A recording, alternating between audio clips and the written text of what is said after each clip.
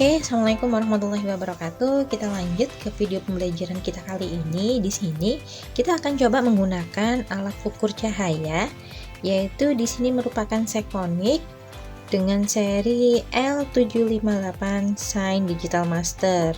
Nah, ini merupakan alat ukurnya. Oke, sekarang kita coba dari awal gimana untuk penggunaan baterainya. Di sini menggunakan baterai CR123A lithium. Nah, untuk merek Panasonic ini biasanya baterai yang digunakan untuk kamera-kamera ya. Jadi untuk light meter Sekonic ini menggunakan baterai Panasonic CR123. Kita pasang terlebih dahulu baterainya.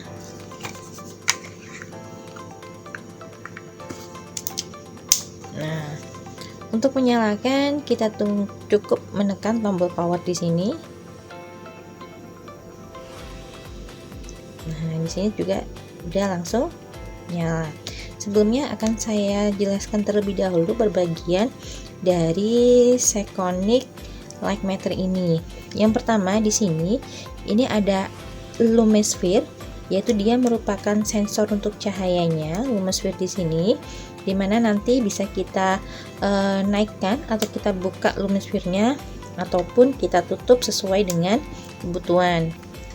Kemudian di sini juga ada jok, bisa diperputar. Untuk saklarnya ini bisa kita putar-putar seperti ini. Ini nanti untuk menentukan nilainya naik atau turun. Kemudian di sini juga ada tombol ISO 1, ISO 2. Di sini nanti untuk mengatur nilai dari ISO yang kita inginkan.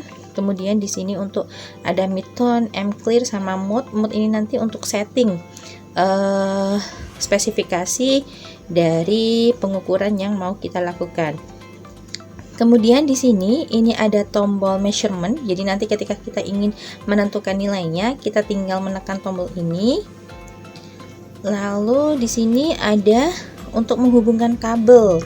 Nah, di sini nanti bisa kita hubungkan kabelnya untuk strobe light-nya kalau yang ini.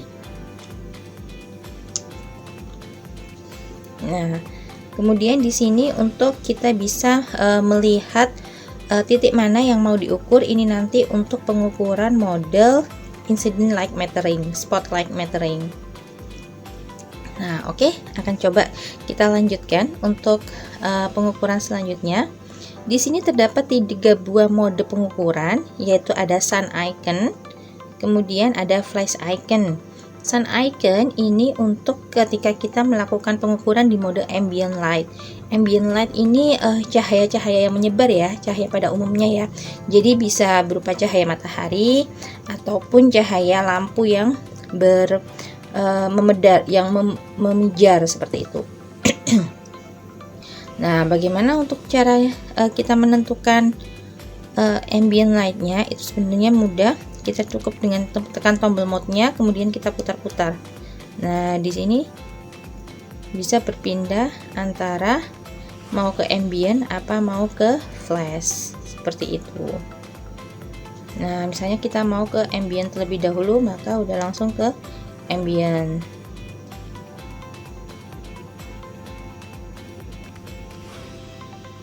Nah, setelah sudah, maka kita bisa mengukur nilai T, yaitu shutter speed-nya, kemudian F untuk aperture value-nya, serta untuk ISO-nya.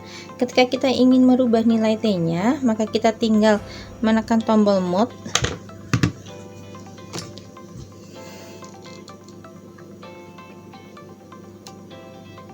Nah, misalnya kalau udah ini, kita tekan, maka akan nanti keluar nilai lux-nya. Nah, berarti kalau kondisinya seperti ini, dengan kita menggunakan ambient light, dengan kita menentukan nilai T-nya itu 500, kemudian nilai ISO-nya 200, maka ditemukan untuk nilai lux-nya 50. Kemudian kalau kita mau melakukan ke mode strobe, kita tinggal berganti. Nah, ini biasanya cahaya flash ya. Nah, cahaya flash ini untuk flash pertama itu ya flash biasa dari cahaya strobe biasa, kemudian flash yang ada yang ada C-nya itu berarti dia nanti disambungkan sama kabel di sini. Nah, jadi ketika nanti ada kabelnya itu kita hubungkan dengan cahaya. Ketika kita tekan cahayanya, ketika kita menyalakan cahayanya, baru akan kita hitung nilai yang kita inginkan. Seperti itu. Kemudian untuk mengubah nilai ISO-nya bisa kita tekan ISO, kemudian kita pindah. Lah di situ nilai ISO-nya akan berubah. Kemudian ketika kita menekan measurement tombol pengukuran yang ada di sebelah kanan. Nah, di sini EU itu merupakan bahwa cahaya yang dihasilkan itu kurang atau cahaya di sekitar itu kurang. Ketika nanti nilai EO itu blinking atau kedip-kedip, berarti kita harus menambahkan cahaya. Tapi ketika nanti nilai EO itu solid atau diam seperti ini, berarti kita harus mengubah nilai ISO sama T-nya. Coba kita ganti nilai ISO-nya. Nah, misalnya di sini. Nilai ISO-nya kita turunkan. Dari situ dapat nilai.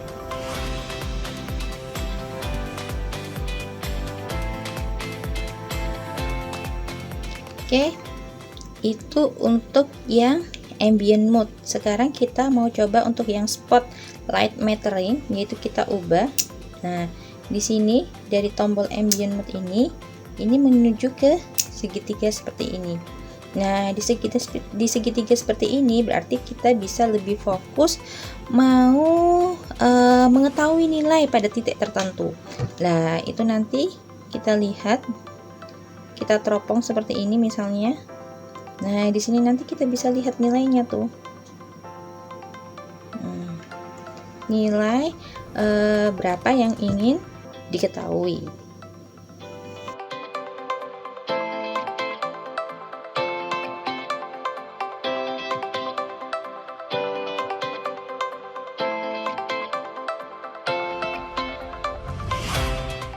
Sedangkan untuk ini merupakan lumesphere.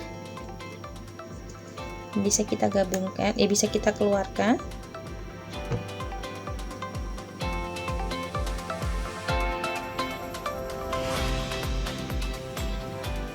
Atau kita masukkan. Nah, ini untuk lumesphere-nya.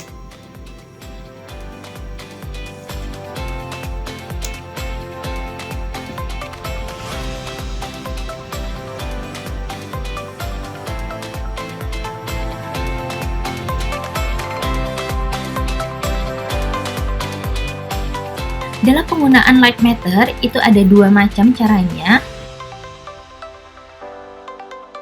yaitu incident light metering sama reflected light spot metering. Jadi untuk incident light metering ini lebih mengukur cahaya yang jatuh di sekitar objek ya.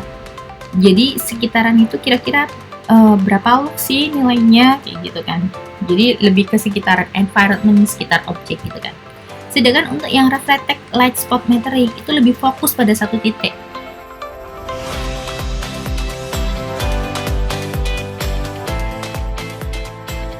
Nah, ketika pengaturan effector value sama shutter speed sama ISO itu diibaratkan sebuah segitiga. Jadi ketiganya ini saling berhubungan.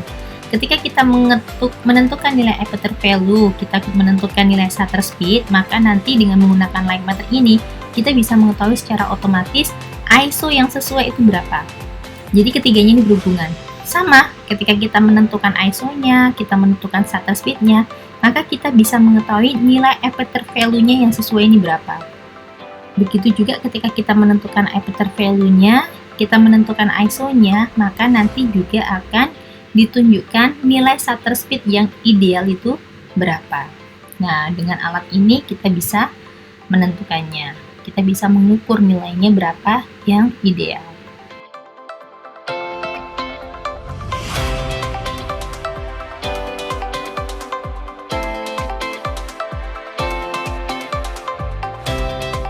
Saya cukupkan untuk video pembelajaran kita kali ini. Jaga kesehatan semuanya. Assalamualaikum warahmatullahi wabarakatuh.